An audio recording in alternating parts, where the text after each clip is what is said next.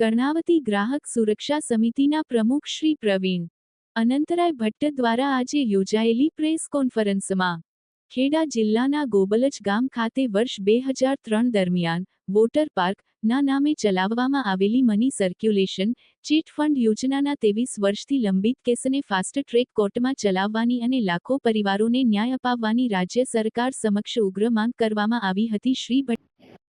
મારું નામ પ્રવીણભાઈ ભટ્ટ છે.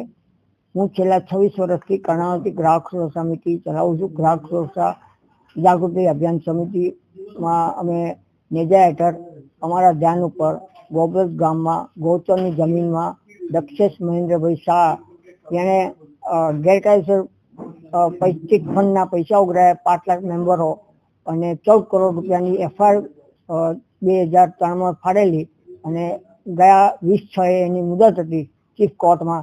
એટલે અમારા આ ગૌરક્ષા સમિતિ વાળા આ અંગેનું પેશ કરેલી, એમાં હું ગયો અને અમને ગ્રાહકો મળ્યા તો 5 લાખ ગ્રાહકોનું આણે ચીટિંગ કરી નાખ્યું છે. અને ગોબલજની અંદર ગૌચરની જમીન છે. ગોબલજ ગામના દિલીપભાઈ પટેલ સરપંચ અને આ બધા જ એમના વિરોધમાં છે, પણ હજી સુધી કોઈ સ્થાનિક લોકોને એ કોઈ નિકાલ આવ્યો નથી. આ એક ભ્રષ્ટ વહીવટી તંત્રનો બેનમૂન નમૂનો છે. ભ્રષ્ટાચાર એ શિષ્ટાચાર થઈ ગયો છે. ખરેખર તો આ વસ્તુ સરકારશ્રીના ધ્યાન પર લાવવા માટે અમે કરી છે અને સરકારશ્રીની ફરજ છે.